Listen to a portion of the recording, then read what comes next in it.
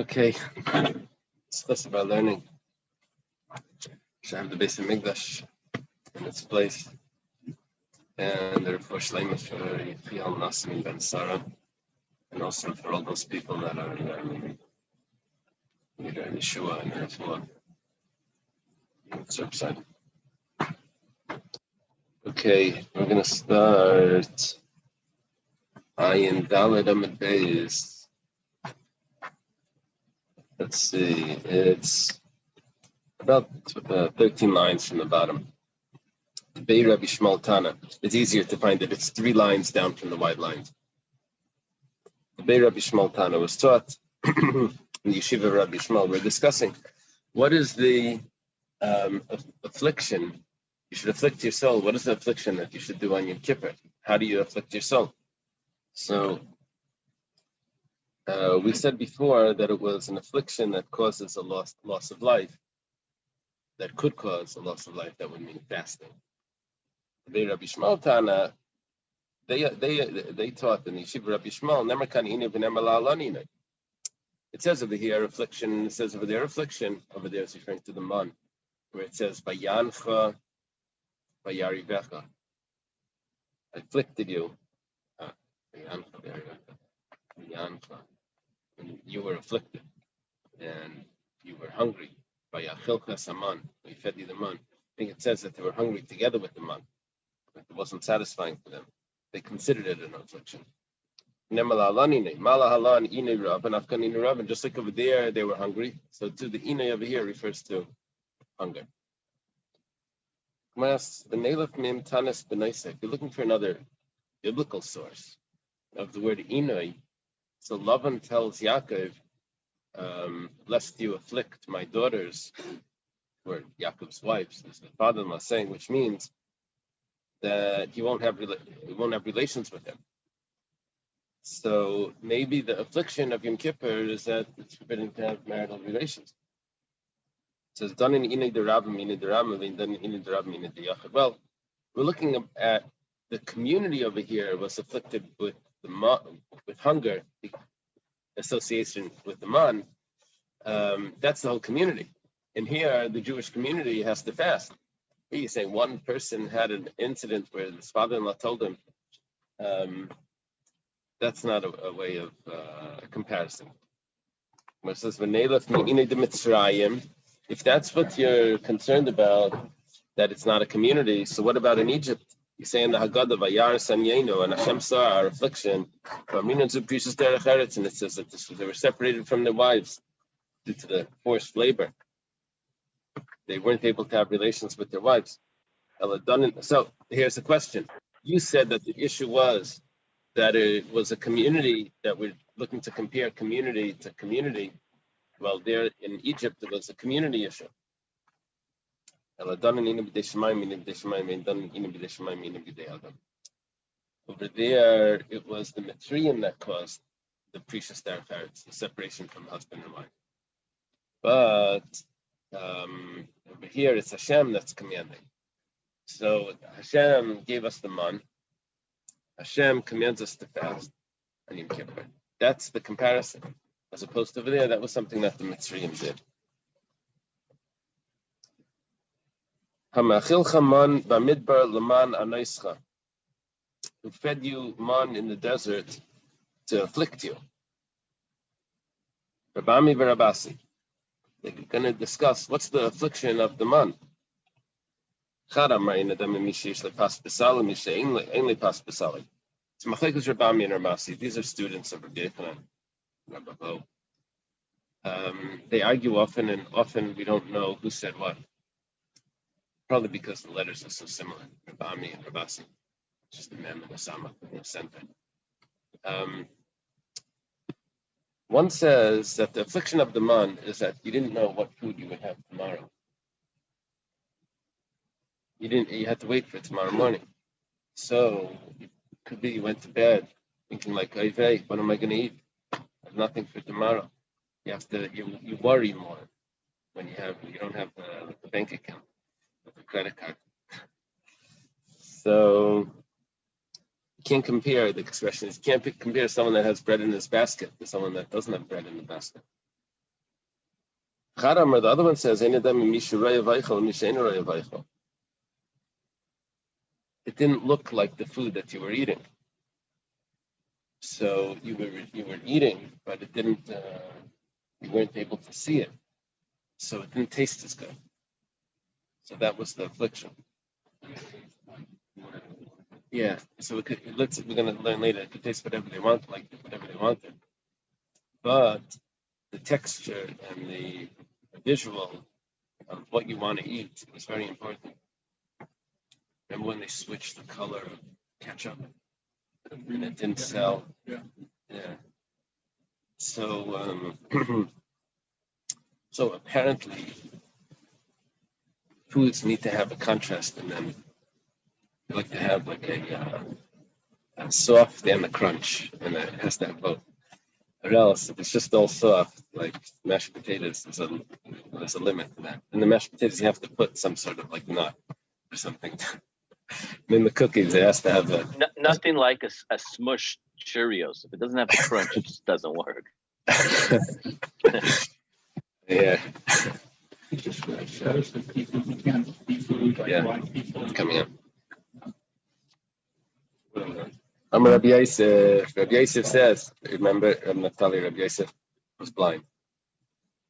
Yeah, Rabbi Yosef was blind. So Rabbi Yosef says, Mikan, from here, Remes Lasumim, this hints to the blind people, Sheikhlim Reina Seveyim. The blind person eats, but he doesn't get satisfied. The satisfaction comes from the enjoyment. Yeah, this could be a new program for weight loss. It's blindfold. Okay. Kind of get rid of blindfold tasting, right? It's like a whole business. This explains why Nachum Chernobyl says that he got fat from Heshmei Rabbah. It wasn't the food; it was the enjoyment. The satisfaction comes from the enjoyment. Yeah. But someone said Nachum Chernobyl got fat from Heshmei Rabbah, and I got fat from Bar Minim Zainas.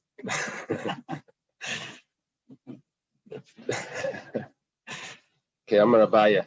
Abaya is a student of Rabbi Yosef. Says Hilkach Mandis Sudas Leilech Leal Biyamama. You have one meal, and you could eat it either by day or by night. Better to eat it by day when you can see it, because satisfaction is going to be greater if you can see the food. Amar Abzeira Maikra. Where do you see this in the pasuk? Toiv Mareinayim Alach Nafesh. The visual appearance, the sight to the eye, is greater than the wandering of desire. Let's read further, so it gets pretty clear. Amrei Slakish, Toiv Mareinayim Beisha Yef Migupa Shamaisa. Remember, Toiv Mareinayim Alach Nafesh. Rish Lakish says that the pleasure of looking at women is greater than the act of relations. What's a pasuk? Toiv Mareinayim, it's a pasuk in Kehelas. Yeah, that's the apparently the brain, human brain, isn't used to visual stimuli from women.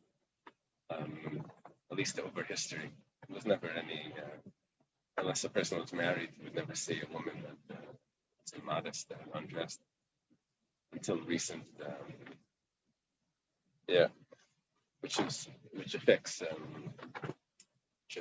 the addiction, because it's something that the brain isn't used to.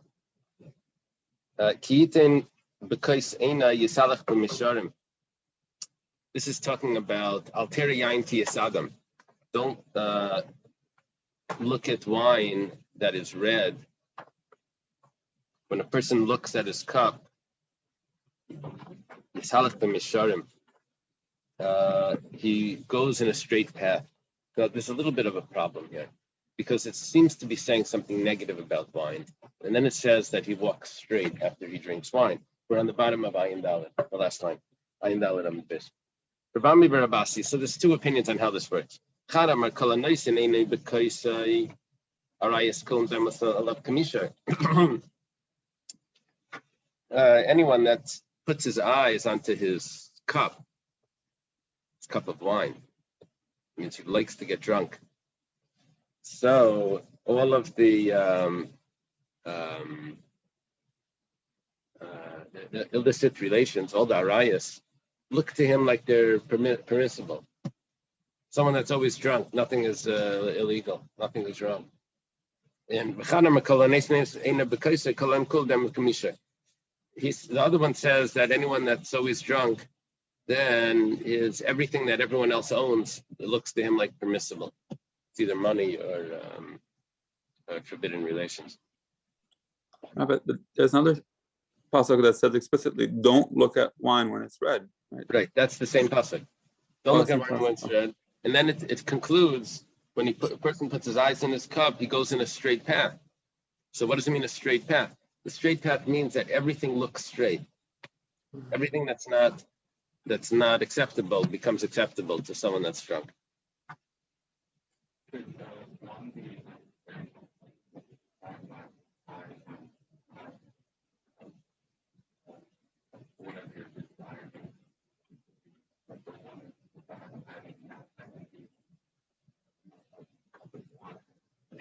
That itself becomes permissible.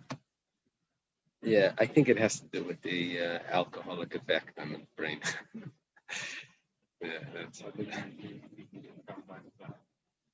true.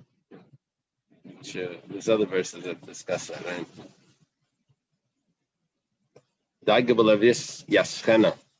Worry in a person's heart. Another way of being drunk. Drunk from worry. Yashchena is the two opinions here, what this means. Rabami v'Rabasi. Again, we have these two students in more than students. They have this great Bezdin. It says the Bezdin of Rabami and Rabasi, his greatest Rebbe or something. They're very great people in Eretz Yisrael. Chad Amar Yashchena midaite. One says that if there's a worry in your heart, you should push it aside. The other one says you should tell it over to someone. Yeah, I forget, there was an article in the Jewish Week years ago. It said the headlines were "Keep worrying, it's working." It was a study on everything that we worry about that never happens. So as if the worrying was the. So here, Yaschena midaita means push it aside.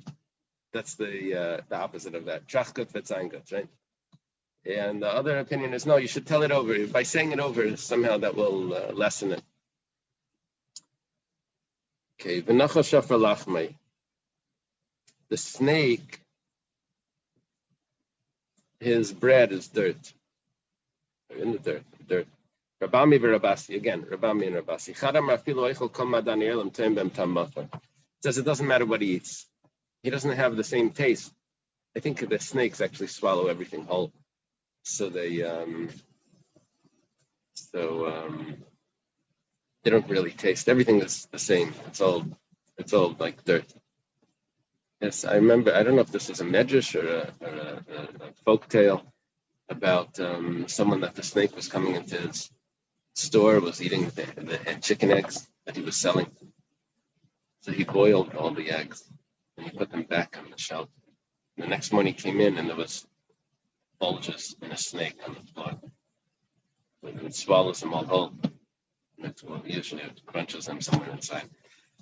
Anyway, so it doesn't taste the same like other animals. They taste, they chew it. The other opinion was that whatever it eats, it's not satisfied until it eats dirt. So go back to top it off with a little dirt. Tanya Amar Rabbi Yosi Barish like Midas HaKadosh Baruch Hu Midas Basav Adam. I should say the Kutzker's Vart on the snake has a famous thing that it was a curse. The snake was cursed that it's going to have, it's going to eat the dirt. The question is that it has a lot of food. It's not much of a curse if it has such a big supply. Kutzker said that the curse was that if it has so much food, it never needs needs to pray, never needs to ask Hashem for anything. It's sort of like Hashem saying, get out of here. You have everything you need and never come back. So now Rabbi Yossi says, come and see that the way of Hashem is different than the way of the human, of flesh and blood. The person harms his friend in some way. So the friend, Yerid L'chayev, it's an expression of, he tries to get him back, to push the buttons, tries to get him in every possible way. It's not so by Hashem. Kilas anachash, curses the snake. Oil legag, mizanesavime. Yered lamata, mizanesavime. Hashem, when he curses, there's a blessing along with it. That the snake always has his food. He has it here, he has it there, wherever he goes, he can eat. Kilas Canaan, he cursed Canaan. Canaan was cursed that it's going to be slaves. But a slave at least gets to eat whatever the master is eating. Maybe leftovers. But he doesn't have to beg for food. He gets his food served, the whatever it is from the kitchen. Kila Seisha, that's why people that get out of prison, they go back. At least over there they have, whatever it is, but they know it's coming. So he cursed the woman in Akal Ratzon Achara. Yeah, I think the explanation for this is that he cursed the woman, that the woman will menstruate. Now, because of that, then the husband is forbidden to have relations with his wife until she becomes pure. So that increases the desire because he has to wait. It renews the desire. And he cursed the ground, but now everyone gets their sustenance from it by having to work the soil and then growing grain. I think there may have been something here that we could have eaten from the fruit trees and everything would have been on the trees. We wouldn't have had this annual process of growing the grain. The people said, we remember the daga. Sounds like fish. We'll see what it means. That we ate in Mitzrayim for free. People are complaining in the desert. They complained a lot. Rabbi Shmuel, it's a machlekes Rabbi Shmuel. Chadam or dagim. What did they eat for free in Egypt? One says that they ate fish. They have free fish in Egypt. Chadam arayas. Other one says is that it was permissible, all the relations were permissible. And that's what they're talking about. How does daga have to do with arayas? So it says the yidkul arayas. They will proliferate and procreate. So daga is associated with procreation. Mandam dagim diksiv neichal. Well, if you read the verse, it says that we ate. Ate is associated with food. So we understand why it says fish. Right? They ate. Mandam arayas. One that says forbidden relations. Diksiv chinam. It says for free. This means that it wasn't prohibited. Lamanda mararayas, the Gemara asks the question. Aksiv neichal. But it says to eat. It says that they ate. That we ate. What do you mean they ate? So the Gemara says lishna ma'al yanakat. That's just a euphemistic expression for having relations. It says that they ate. The ksiv, there's a verse that's very similar to this that says achla machsapi. It's talking about the prostitute. It says that she eats and she wipes her face. Ba'amra leipalti oven, and she says I didn't do anything, any iniquity. That means that's an expression of when it says over there that she ate. It's referring to having relations. Wiping her face means that she wipes the lower area. She says I didn't do any no harm. Lamanda Merdagim, the one that says that it was referring to fish, my chinams, what does it mean free? They would get it actually for free. When a Jewish person would put his bucket into the water, they would lift it up to get water, they would end up with fish, freshwater fish. Otherwise, they were putting the bucket in to get the drink and come up, look at this, we have a whole meal. According to the one that says that they're saying Egypt was so much better than here in the desert. We had free fish. But we know from other sources, as we're going to say, that they were not having forbidden relations in Egypt.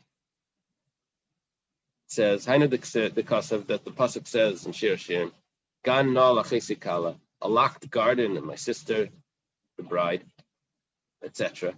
Elamanda Amar Arayas, my Mayan Chosim. It says a sealed fountain.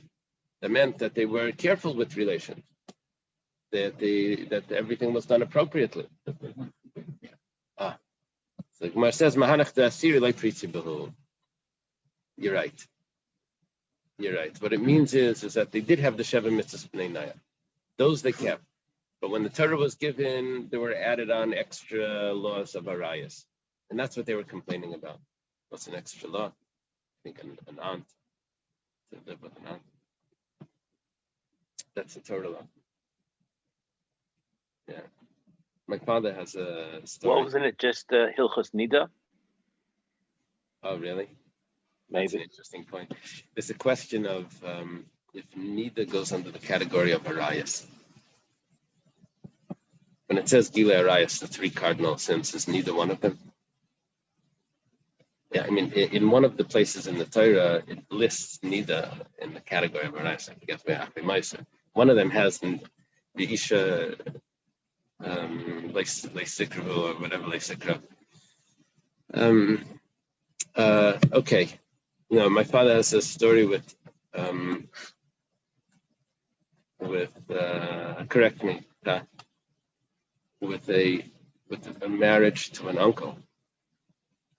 Because according to the Torah, a girl can marry her uncle, and it wasn't legal in either Rhode Island or something. And my grandfather was involved in one incident where they changed the law because the Torah allows it. Yeah. Yeah, where do they get all of these laws anyway? I mean, it's all from the Torah. It has to be. No, it's all religious law. No. Okay. According to the one that says forbidden relations, that's what they had in Egypt. Moshe hears the people crying to their families, and the Gemara explains, the people were crying after the Torah was given, that they weren't able to have the same relations that they had before in Egypt. And they were crying.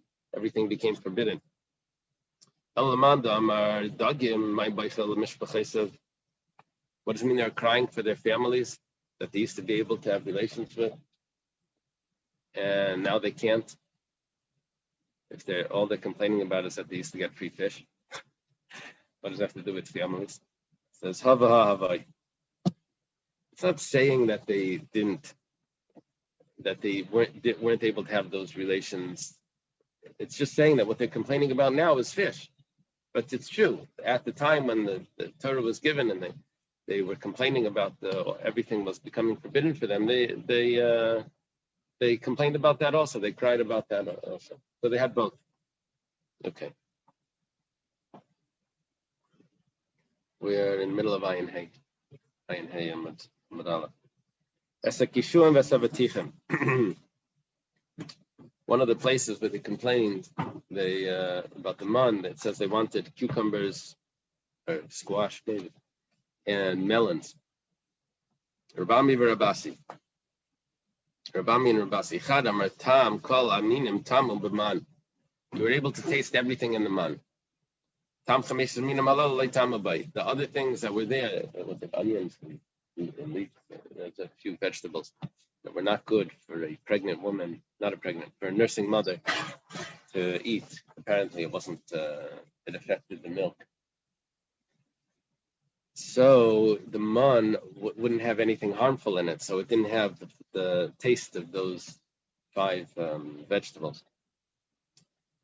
The other one says, Tam kol aminem tamay, tamay mamashan. It could taste, and the texture was also of all species. But those 5, tam and mashan, it was only the taste, but not the texture.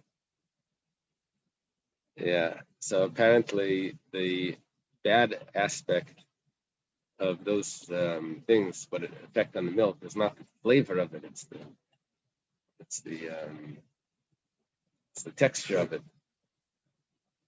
And the man was not supposed to have anything harmful in it. But according to one, it was the flavor. According to the other one, it was the texture that was the harmful part. The vegetables, those vegetables were bad for the milk. Yeah, they overheard the mother in the desert telling her children, "Don't let me catch you thinking about the ice cream before you think about your green beans." Okay. The Haman Kizra Gad Lavan. The man was, or Vahu Kizra Gad Lavan. The man was like coriander seed. God. It's translated as coriander. Aliandri, Rashi has. That's in French. And it's white. Amar Rabasi says, Agol Kikida, it was round like the coriander. Coriander is a small seed, a little like a BB size. The Lavan Margulis, and it was white like a pearl. Tanya Nami Hachi, it was also Taner Rabbanon maybe. God, Shedaimal is Rapishtan Bigavailam. Okay, this is interesting. It's similar to flaxseed while it's in the stalk. Now, flaxseed is not round. Flaxseed is like rice shape. But the flaxseed comes in a capsule. And the capsule would be agud, would be that was binding the seeds together. So the God is it doesn't say this anywhere. This I got from the Steinsaltz commentary. I want to figure this one out. Others say God shadaimala agada shemishachas liba shaladam kamayim. What is God? It's similar to agada, just like this sort of Gemara that we're learning. It's a lot lighter than the halachas. It's like stories and lessons. So it draws a person's heart like water. Tanya Idach, that's the comparison to the man. Tanya, another brayse, God shemagalam Yisrael ben tishlushin ben shivalachin. This is very interesting. It relates to the person who's the actual father of this child. It's God. It's like Haggadah. It says over. Let's say a woman gets divorced and she remarries right away. So, and then she has a child 7 months later. So it could be it's 9 months from the first husband. It could be it's 7 months from the second husband. Who's the real father? So you go outside and you look at who got an extra portion of man. If this father has extra portion of man, then he's the parent.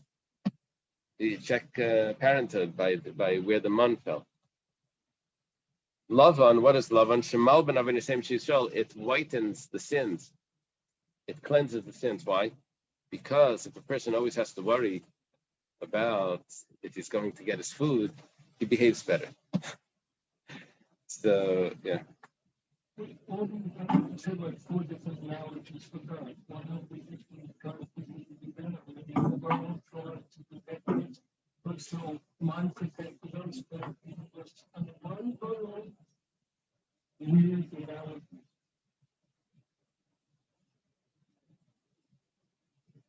Dr. Stein is asking that it should be compared to a gedud, which is that it's like a legion that protects us.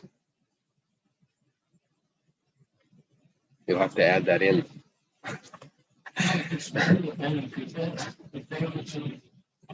Right. Right. Because it says God, like a God seed. We're looking for some sort of food. We said it's coriander. We said it's flaxseed. So, but then we've said it's Haggadah. You're right. Tanya Rabbi Yisrael and just like the prophet is able to tell a person what he has in the crevices in his house, the cracks. Also, the man would tell a person what he has in his house. How is this?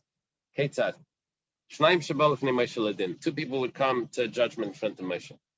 This one says, you stole my slave. Other one says, no, you sold him to me. He's mine. I don't know what happened to the contract. Mishpat. It means come in the morning. We'll see in the morning. Lamachar, following morning, in Nimtzam if the man showed up by the first master, that means he was getting food for the slave. Yeah, this should work with the what's it called? The Medicaid. It's a raya. If you get extra money, it's but if the food shows up in by the second master, then obviously the person bought him. Same as with the man and a woman, they come in front of Moshe. The husband says she sinned.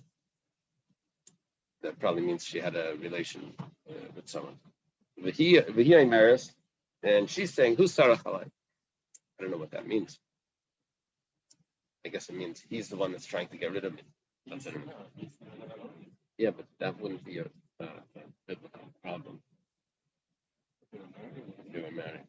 No, he's allowed to have another wife. Oh, the other lady's married? Yeah, He's trying to pay the ketubah. I'm sorry? The article says he's trying not to pay the ketubah. Yeah, so he doesn't have to pay the ksuba if she sinned. But then she's claiming that he sinned. Now, what's sin? What's sarah? Sarah is he's withholding the ketubah. Yeah, I understand. Okay. But who's sarah halai? If a man has a relation with another woman, that doesn't affect his marriage. Nowadays, but in those days, it was in biblical times, you can marry more than one wife, and you could have another concubine or something, or whatever. So, whatever the case is, she's claiming that the reason why he's divorcing me is not because I did anything wrong. It's because he went sour. He fell out of love. So, so we'll see in the morning. The following morning, this is a little bit different. This is saying that if the man is found in the husband's house, that means that all the problems here are all from her. Because he was eligible to be providing. He did nothing wrong. But if the Aimer is in her father's house, then obviously he did something wrong. It switches before the Aimer was telling me who is the actual parent, and here it's telling me who's innocent. It's being used not as it's determining innocence. Okay. Ksiv, the pasuk says, "Bread is satal al machne laila yardam an alav ksiv yotzam malakto ksiv shatu an malakto." You have three verses. One verse says that the dew in the man fell in the camp.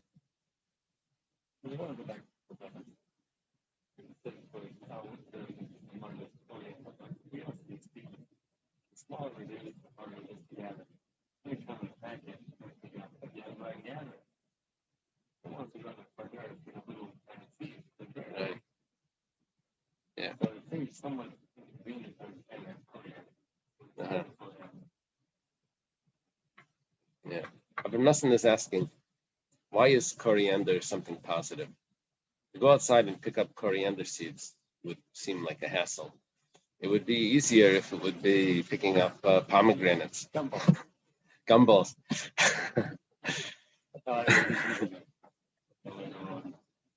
It doesn't say the size. It says the shape. Uh-huh. Yeah. Right. Sesame seeds.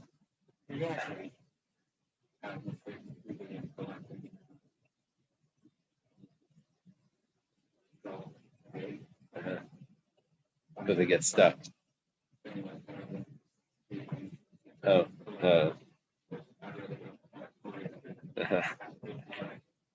If it's in heaps, you just take a shovel. Right? Okay, so we have three verses. One says it fell in the camp. One says they went out to collect. The other one says that they had to stroll around. They had to shatu, to go around to a distance. Okay, it's at tzadikim yard al pesach batem. Tzadikim, it fell by the doorstep. Beinanim, like an Amazon package. Beinanim yatzav alaktu. The other people had to go out and get it, pick it up from the post office. Right? Risham shatu alaktu. They had to go find it, all over. So it's more difficult to collect.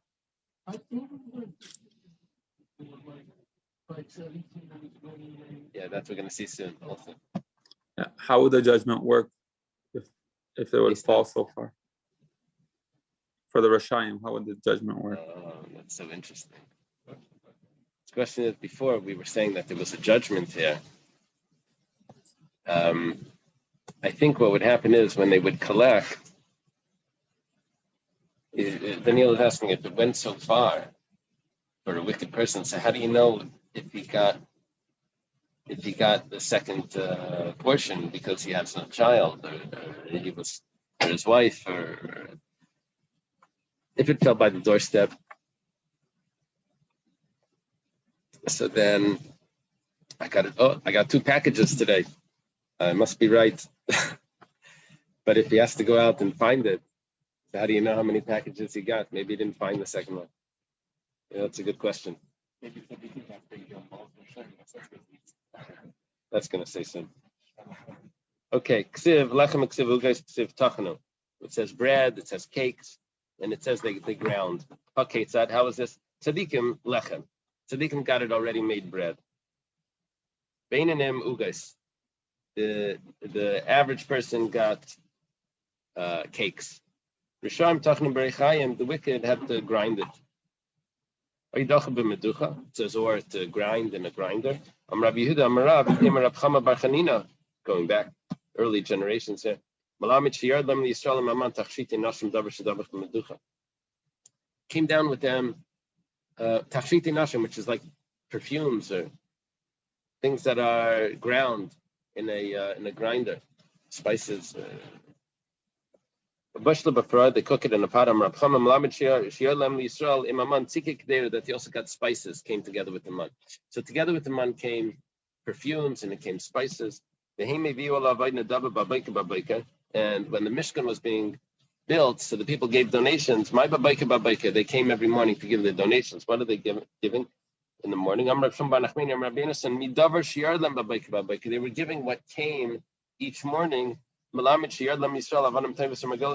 came down with pearls, precious stones and pearls. Not to get confused, like which one was this? Doesn't tachshiti mean jewelry?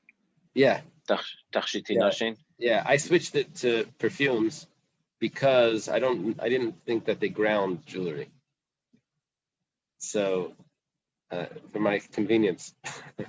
Maybe like women get dressed up to work in the kitchen, so maybe it's to give them the jewelry to look good. In the grind.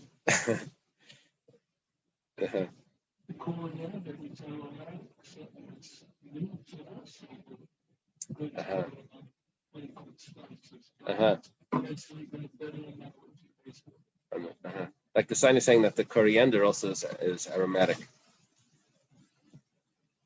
And the leaves could be spices. Here we're saying that it comes also together with jewelry. It was like those Hanukkah gift. I switched that. The chocolate with some other little tchotchke in there. Okay. The princes brought the stones of the Shayam. Tana Nesiyim Mamish.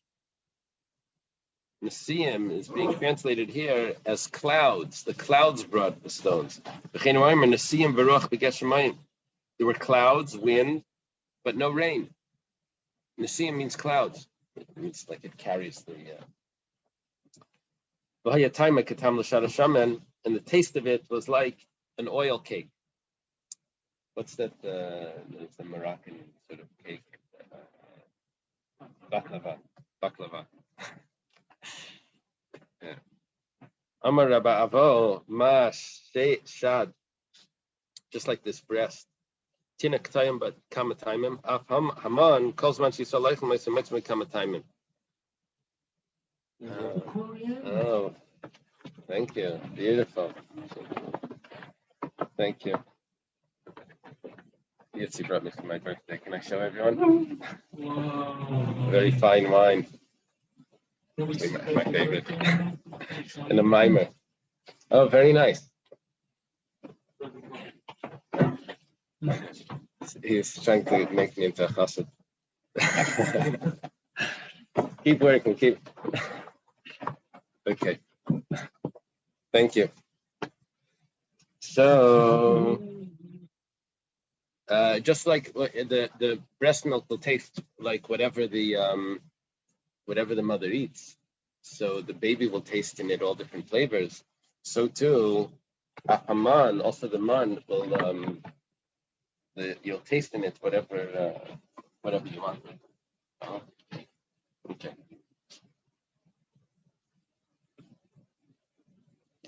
Ikadamri l'shad mamish.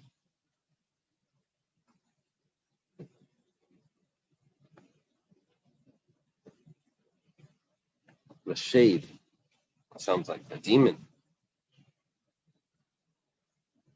Ma shade zeh mesapech l'kama gavnin. Haman mesapech l'kama taimen. Just like a demon apparently can get put on different forms or different colors. Is that how it translates it? That a demon can change. So also the man can change the different flavors. But Yomer Moshe b'seis Hashem. It says in the back, and it says article and shade. Wait, article. No, yes, article and shade.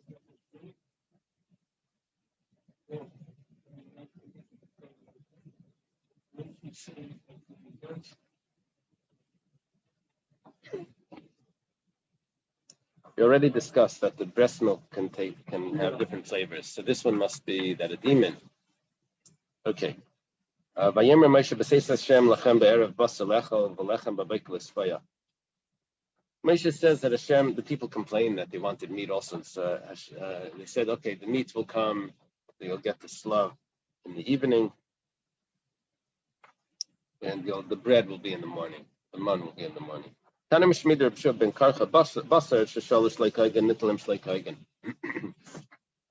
meat that they asked not inappropriately for, because they had bread, or they needed bread, and that's what a person needs. Meat is extra, but they said, no, we need meat. So they asked inappropriately, so it was given inappropriately. Okay, you need meat. Okay, here, you have it at 9 o'clock at night. Go prepare it.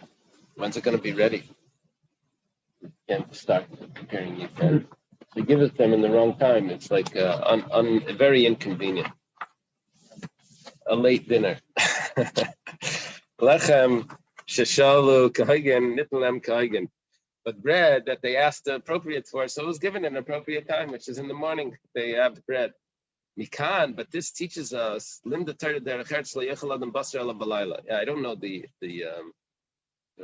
explanation behind this, but what it's saying is, look, they could have prepared the meat and they would have eaten it in the morning.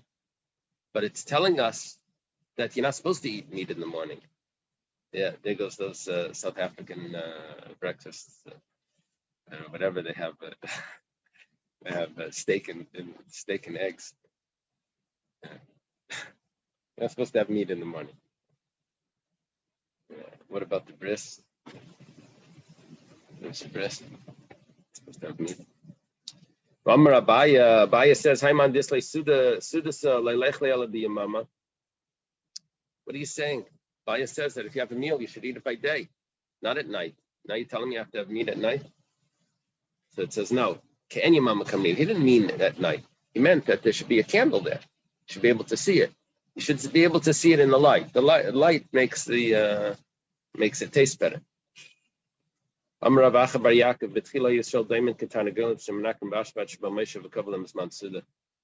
This is very interesting piece. Originally, the Jewish people were like chickens that were just pecking in the garbage, which meant that they didn't have meal times. But then Moshe came and he gave them meal times. Yeah, Mrs. Lipsker, Chani Lipsker, she said that her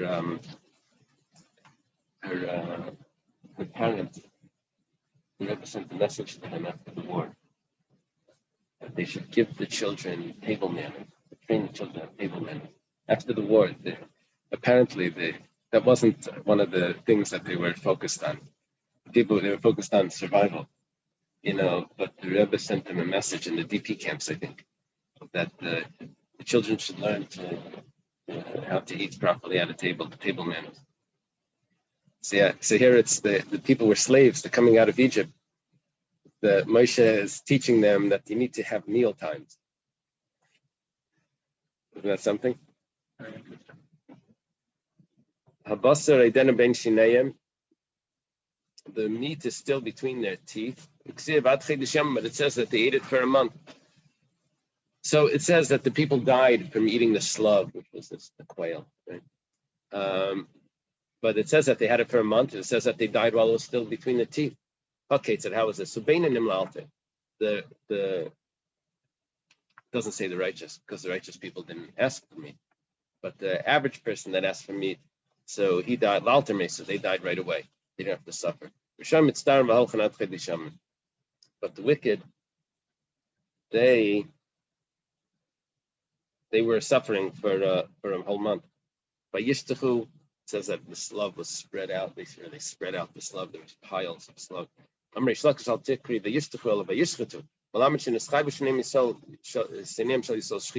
a euphemistic expression that the Jewish people were guilty of they were deserving death.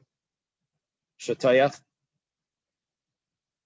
it was spread out. Tana Mishmei, the Rabbi Yeshua ben Karchal, Tikri Shatayach al Shachad. Malamit Shiyad Lam Yisrael Maman Davar Shatan Shchita. This is saying that together with the man came down something that needed to be shechted. Amar Rebbe, maybe it's Rabbi Yossi, it's supposed to be. Here you see that you have this. You're telling me that you have to shecht birds and you're getting it from this source? Well, we have a pasuk. Vayamter aleim ka'afar she'er ukachol yamim oifkanach. That it rained down in the dirt, food, and like the sea of the ocean, the birds, the winged birds.